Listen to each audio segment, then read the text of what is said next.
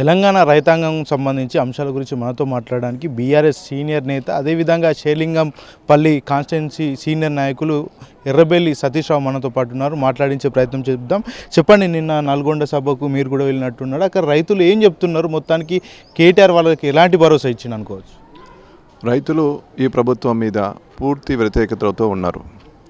దానికి కారణం ఏంటంటే రైతులకి వీళ్ళు ప్రామిస్ చేసింది ఏది నెరవేర్చలేదు. రైతు భరోసా కానీ, రైతు బంధు కానీ, రైతు బీమా కానీ సకాలంలో ఏది చెల్లించట్లేదు. ఈవెన్ దో రైతు కూలీలకు కూడా 12,000 రూపాయలు ఇస్తున్నారు, ఇప్పటివరకు 12 పైసలు ఇవ్వలేదు. వీటన్నిటి మీద తీవ్ర నిరాశలో, నిస్పృహలో పల్లెల్లో రైతులు తీవ్ర ఇబ్బందుల్లో ఉన్నారు. రైతులకు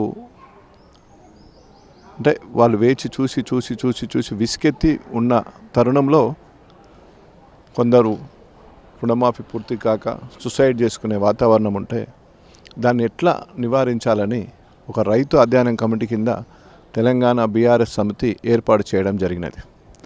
అది కూడా అధ్యయనం చేస్తున్నది. ఎందుకు కారణమవుతుంది, ఏమైంది? ఇప్పుడు రైతు బంధు సృష్టికర్త కేసీఆర్ గారు. ఈ ప్రపంచంలో ఎక్కడ లేదు, ఈ భారతదేశంలో ఎక్కడ లేదు. తెలంగాణలో మాత్రం రైతును రాజు చేయాలని ఒకే ఆకాంక్షతో వారు తీసుకొచ్చిన స్కీమే రైతు బంధు. రైతు బంధు అనేది మీకు ఎక్కడ ఉండదు, ఓన్లీ తెలంగాణలో ఉంటుంది. దానికి వీళ్ళు రైతు బంధును ఆలియాస్ రైతు భరోసా అని నామకరణం చేశారు. చేసి సార్ 10,000 ఇస్తే మేము 15,000 రూపాయలు ఇస్తామని, ప్లస్ రైతులకు కౌలు రైతులకి ఇద్దరికి ఇస్తామన్నారు. అంటే సుమారుగా 30,000 రూపాయలు పడుతుంది ఎకరం. కొంత పర్సంటేజ్ ఎక్కువ పాటు చిన్న జాబులు చేసేటోళ్ళు, బయటికి ఎక్కడైనా పిల్లలు ఉన్నోళ్ళు, వాళ్ళ తల్లిదండ్రులు ఊర్లో ఉన్న వయోభారంతో వాళ్ళు వ్యవసాయం చేయరు. అక్కడ ఆల్టర్నేట్గా కౌలు రైతులకు కౌలుకి ఇవ్వడం జరుగుతుంది. వారికి కూడా వీరు ఆశ పెట్టారు. దాన్ని కూడా వీళ్ళు కంప్లీట్ చేయలేదు, ఏది చేయలేదు. కాబట్టి అసలు జనం కొంతమంది గుండె బలిగి చనిపోవడం, సూసైడ్ చేసుకోవడం, ఇవన్నీ కారణమవుతుంది. రైతులకు భరోసా కల్పించడానికే నిన్న నల్గొండ సభ పెట్టడం జరిగినది. అంటే రైతు భరోసాకు సంబంధించి అంటే జనవరి 26 తారీఖు అర్ధరాత్రి కూడా అందరి అకౌంట్లో కూడా డబ్బులు జమ అవుతాయని సీఎం రేవంత్ రెడ్డి సభా వేదిక చెప్పిండు. మరి మీరు 28 తారీఖు అక్కడికి వెళ్ళడం జరిగింది. రైతులు ఎవరన్నా అంటే కొంతమంది అన్న మాకు రైతు బంధుకు సంబంధించి డబ్బులు జమ అయినాయి ఎవరన్నా చెప్పిన సందర్భం ఏమైనా ఉందా? అంటే జనవరి 26, 27, 2025 చెప్పారా, వేరే ఇయర్ చెప్పారా? 2025 అయితే మరి ఆల్రెడీ రాత్రి అయిపోయింది, తెల్లారైపోయింది. ఇవాళ 29 వచ్చింది. మరి డబ్బులు అయితే ఎక్కడ రాలేదు. అంటే డబ్బులు జమ చేసామని కూడా కాంగ్రెస్ నాయకులు కూడా చెప్తున్న పరిస్థితులు కూడా ఉన్నాయి చాలా చోట్ల. ఎక్కడ రాలేదు కదండి. జమ చేస్తే ఇప్పటివరకు సోషల్ మీడియాలో ఆ వచ్చిన మెసేజ్ని బట్టి తిప్పేస్తూ ఉంటారు, జనం పంపిస్తూ ఉంటారు. వాళ్ళకు నిమిషాల్లో సర్క్యులేట్ అవుతుంది. ఎక్కడ రాలేదంటే ఎవరికి రాలేదు డబ్బు, స్పష్టంగా ఎవరికి రాలేదు. ఒక్క దగ్గర ఒక్కరికి వచ్చిన సంతోషాన్ని అబద్ధాలు తట్టుకోలేక సోషల్ మీడియాలో తిప్పి ఆ మెసేజ్ని తిప్పుతారు. సెల్ ఫోన్లో వచ్చిన మెసేజ్ ఎక్కడ కూడా రాలేదు. సింగిల్ అకౌంట్ డబ్బులు కూడా పడలేదు. పడుంటే ఆల్రెడీ సోషల్ మీడియాలో తిరిగి ఉండేది కదా. మరి తిరగలేదంటే పడలేదు కదా. మీరు మధ్యరాత్రి వస్తాయని సీఎం గారు మీటింగ్లో చెప్పగానే దాన్ని సోషల్ మీడియాలో స్క్రోల్ చేసి తిప్పారు. ఒక దగ్గర 1 రూపీ పడ్డా ఆ మెసేజ్ని బట్టి సోషల్ మీడియాలో తిప్పుతూనే ఉంటారు. మరి తిరగలేదు, రాలేదు. అంటే రుణమాఫీకి సంబంధించి చాలా పెద్ద ఎత్తున చాలా ఎక్కువ శాతం కూడా గతంలో ఎన్నో లేని విధంగా మేము రుణమాఫీ చేసినామని కూడా చెప్తున్నారు. మరి పూర్తి స్థాయిలో రుణమాఫీ అయింది అనుకోవచ్చు? అన్ని బ్యాంకుల దగ్గర పూర్తి స్థాయిలో అయితే అయినామని చెప్పి మీరు డిస్ప్లే బోర్డులు ఏర్పాటు చేయవచ్చు. కాలేదని మేము స్పష్టంగా చెప్తున్నాం. మీరు అయింది అని అంటే పిఎస్సి బ్యాంక్లో కానీ మిగతా ప్రైవేట్ ఇక్కడ బ్యాంకులో కానీ ఎక్కడుందో మీరు డిస్ప్లే చేసి 100% క్లియర్ అని బోర్డులు పెట్టవచ్చు కదా. రైతు రుణమాఫీ ఈ బ్యాంకులో, ఈ బ్యాంకు శాఖలో, మా బ్రాంచ్లో 100% క్లియర్ అయిందని మేనేజర్లతోటి బోర్డులు పెట్టియండి. దీనికి ఒకటే దిక్సూచి మార్గం. సరే వాళ్ళు అయిపోతుంది అయినారు, మా పార్టీ తరఫున మేము కాలేదు అన్నాం అనుకోండి, మేనేజర్లకు ఒక జీవో రిలీజ్ చేయండి, బయట బోర్డులు పెట్టమనండి.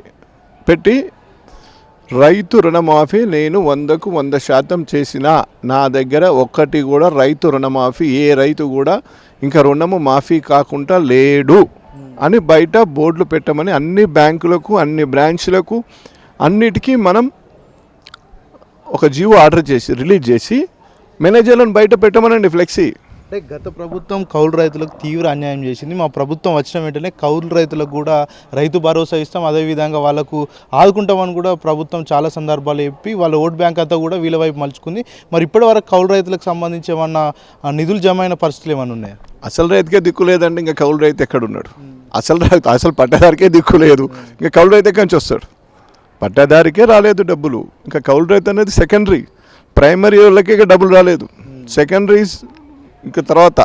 అంటే రైతులకు సంబంధించి గత 10 ఏళ్ల కిందట ఎట్లా ఎరువులకు ఇబ్బందులు పడ్డారో, లాఠీ చార్జీలకు గురయ్యారో, ఇప్పుడు కూడా అదే పరిస్థితులు వస్తున్నాయని గ్రామంలో చాలా వరకు చర్చ నడుస్తుంది. నిజమే అంటారా ఈ విషయం మీద? 100% కరెక్ట్ కనిపిస్తుంది. అక్కడ ఫెర్టిలైజర్ షాప్లో కానీ, అక్కడ కానీ, ఇక్కడ కానీ మళ్ళీ చెప్పులు పెడుతున్నారు, బ్యాగులు పెడుతున్నారు, ఎవ్రీథింగ్ అంతా జరుగుతుంది, అంతా కనిపిస్తుంది.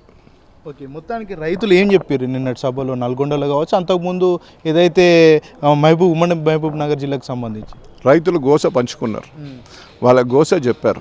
ఇప్పటి వరకు రైతు బంధు ఆలియాస్ రైతు భరోసా రాలేదు, రుణమాఫీ ఇంకా మాకు పూర్తి కాలేదు, కౌలు రైతులు మాకు కౌలు రైతు డబ్బు రావట్లేదు అనేది వాళ్ళ గోస. మా పార్టీ, మా వర్కింగ్ ప్రెసిడెంట్ గారికి వారు గోస పంచుకొని వారి వినతి పత్రం ఇవ్వడం జరిగినది. 6 గ్యారెంటీలకు సంబంధించి ప్రతి అరుణ్ కూడా మేము అమలు చేస్తామని ఎన్నికల్లో భాగంగా ఆ రోజు చెప్పారు. మరి ఈరోజు చూసుకుంటే పైలట్ ప్రాజెక్ట్ కింద మండలానికి ఒక గ్రామంలోనే ప్రస్తుతానికైతే అమలు చేస్తున్నామని చెప్తున్నారు. దాని మీద మీరు ఎట్లా స్పందిస్తారు? అది అధర్మమా? అది ధర్మమైన ఎలక్షన్ ముందు మీరు ఏ విధంగా మాట్లాడినరో ఎలక్షన్స్ తర్వాత కూడా అది చేస్తేనే ధర్మం అంటారు. మీరు ఎలక్షన్ ముందటేమో అన్ని 6 గ్యారెంటీలు అందరు చేస్తున్నారు వితౌట్ కండిషన్స్. ఎలక్షన్స్ అయిపోయాక ఇప్పుడు పైలట్ ప్రాజెక్ట్ అంటారు, మండలానికి ఒక గ్రామం 2 గ్రామాలు అంటాడు. ఇది ధర్మం కాదు, అధర్మం. అధర్మం ఎక్కువ కాలం ఉండదు. రైతు బంధుకు అంటే రైతు భరోసాకు సంబంధించి గతంలో ఎలక్షన్లు, ఎంపీ ఎలక్షన్ల ముందు కూడా అమలు చేస్తామని హామీ ఇచ్చారు. మళ్ళీ ఇప్పుడు స్థానిక సంస్థల ఎలక్షన్లు కూడా రాబోతున్నాయి, మళ్ళీ కూడా అదే విధంగా చెప్తుంటున్నారు. మరి ఇది ఎలక్షన్ల స్టంట్ అనుకోవచ్చా, మరో విధంగా చూడవచ్చు? 100% అవసరం ఉన్నప్పుడు మాట్లాడుతున్నారు కాబట్టి ఇది ఎలక్షన్ స్టంట్ కిందనే దీని పరిగణలోకి తీసుకోబడుతుంది. అంటే స్థానిక సంస్థల ఎలక్షన్లో కాంగ్రెస్ పరిస్థితి ఎలా ఉండబోతుంది? ఏం ఉండదండి, ఓవరాల్గా చూస్తేనే తెలిసిపోతుంది కదా. గ్రౌండ్లో వాళ్ళకు ఉంటుంది 6 గ్యారంటీలు, 420 హామీలు చేస్తే వాళ్ళు అన్న కమిట్మెంట్ ప్రకారం స్కూటీలు, డబ్బులు, 2500 పెద్ద మనుషులకు పెన్షన్లు, 6 గ్యారంటీలు అమలు చేస్తే వాళ్ళకి బాగుంటుంది. ఎందుకంటే దేవుళ్ళ దగ్గర, హారతుల దగ్గర, చర్చిల దగ్గర, మసీదుల దగ్గర, ప్రతి దగ్గర మనం పెట్టినాం కాబట్టి పెట్టినవి ఫుల్ఫిల్ చేస్తే నమ్ముతారు జనాలు. అంటే మొన్న ఢిల్లీ ఏదైతే ఎన్నికల్లో భాగంగా అక్కడ ఉన్నటువంటి ఢిల్లీ సభలో మేము తెలంగాణలో 6 గ్యారెంటీలు అమలు చేసినాం, చాలా మంచి నిబద్ధతతోటి అక్కడ పాలన కొనసాగిస్తున్నామని రేవంత్ రెడ్డి చెప్పిండు. అది నిజమే అంటారా, మరి లేకపోతే అక్కడ రేవంత్ రెడ్డి తప్పు మాట్లాడిన అనుకోవచ్చు? 100% తప్పే కదండి. మనకి ఎక్కడొచ్చింది 2500, మనకి ఎక్కడొచ్చింది 15,000 రైతు భరోసా, మనకి ఎక్కడొచ్చింది రైతు కూలి 12,000, మనకి ఎక్కడొచ్చినాయి? రాలేదు. కాబట్టి 100% తప్పుగా మనం దాన్ని పరిగణలోకి తీసుకోవాల్సిందే కదా. 100% తప్పు. తెలంగాణలో చాలామంది ఎవరైతే ప్రశ్నిస్తారో వాళ్ళందరినీ కూడా కేసులు పెట్టి జైలు పంపించే ప్రయత్నం చేస్తున్నారు. ఒక బీఆర్ఎస్ నేతగా రేవంత్ రెడ్డికి ఏం చెప్పదలుచుకున్నారు ఈ విషయంలో? కేసులు ఇవన్నీ పక్కకు పెట్టి మీరు ఇచ్చిన 6 గ్యారెంటీలు, 420 హామీలను కంప్లీట్ చేయవలసిందిగా ముఖ్యమంత్రి గారిని కోరుకుంటున్నాం.